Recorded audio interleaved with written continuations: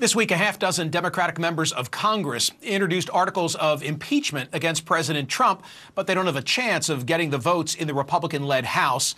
Democratic Whip Steny Hoyer said now is not the time for Democrats to push for impeachment.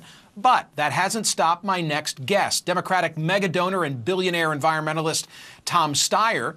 Surely you have seen his ads here on CNN and other networks, probably not at Fox, though, which pulled them after it says its viewers complained. He spent $20 million so far on 2 pro-impeachment ads. I recently spoke with Tom Steyer. So, Mr. Steyer, let us talk Article 2, Section 4, treason, bribery, other high crimes and misdemeanors. Which do you think apply? Well, Michael, I think that there's no question that the president has obstructed justice in his firing of the head of the FBI, which he said he did because he persisted in the Russian investigation. I think that he has broken the emoluments clause virtually on a daily basis.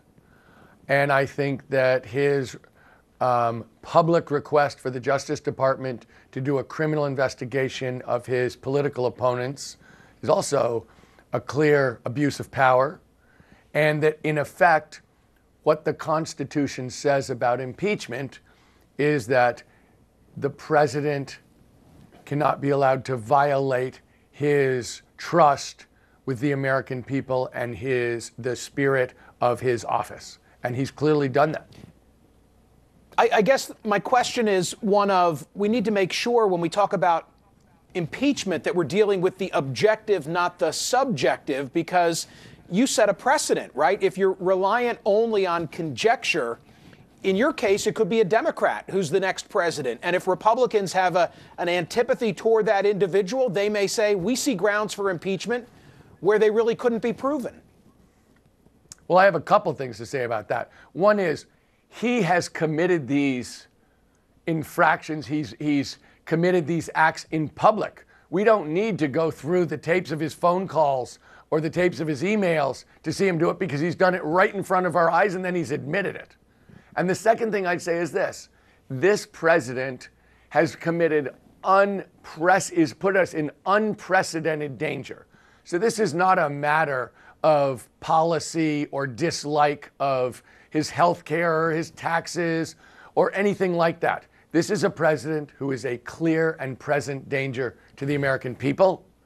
I think everybody in Washington, D.C., including members of his party, recognizes that.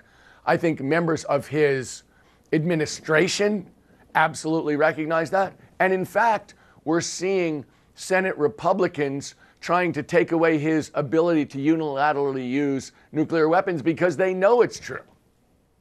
Right, but in the ad, I think the language you use is that he's brought us to the brink of nuclear war. But bringing us to the brink of nuclear war, if in fact that's accurate, that's not treason, that's not bribery, that's not a high crime or misdemeanor. In fact, some would argue that's the situation that he inherited from predecessors who didn't do anything about Kim Jong-un.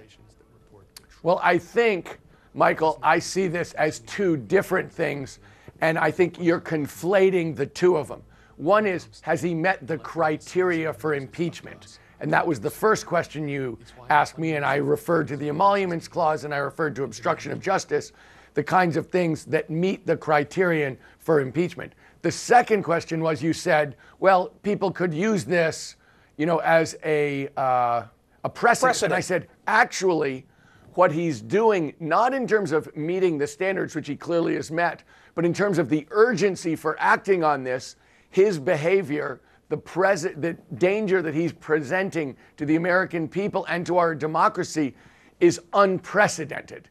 And I see that. One is, do you meet the criteria? And second, it is so urgent that we act on it because he is presenting unprecedented danger to the safety and health of Americans and of our democracy. Might you be helping him? Might you be helping him insofar as the Trump base sees your ads, the whole country can't help but see your ads, and they interpret your ads as your attempt to overturn a legitimate presidential election that we just had, and they therefore become emboldened in their support of Donald Trump? I think what we're trying to do is not to be smart, not to make political calculations about which segment of the population would this appeal to, which segment of the population would this annoy. But instead, we're trying to do something very different from that, Michael. We're trying to do the right thing, and we're trying to do the moral thing because we think it's important, and we are not trying to figure out how the game is going to play out, because partly we don't think you can. We're really just focused on the idea that this is a danger to the health and safety of Americans, and we're trying to give the American people the ability to speak up in their own defense and say, we really are scared by this man, we are extremely unhappy about his behavior, and we need to get rid of him. Quick final question. Fox won't run your ad. Why did you spend the money there to begin with? Well, I wasn't one of the people figuring out the ad strategy, but I've talked to him, of course. So let me say this.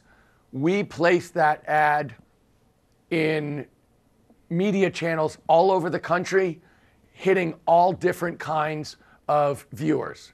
And Fox has a very particular kind of viewer, and I think that the people who were placing the ad wanted to make sure that those people saw the ad, got access to the information, and they knew there was a chance the president would see the ad on Fox and Friends, and they felt like he should get a chance to see this ad so he understands that the American people are speaking out against him directly.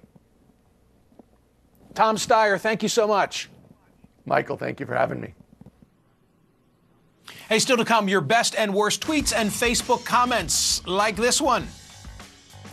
Tom Steyer rocks. Even if impeachment isn't accomplished, Trump's danger to our country is now a topic of discussion. Discuss.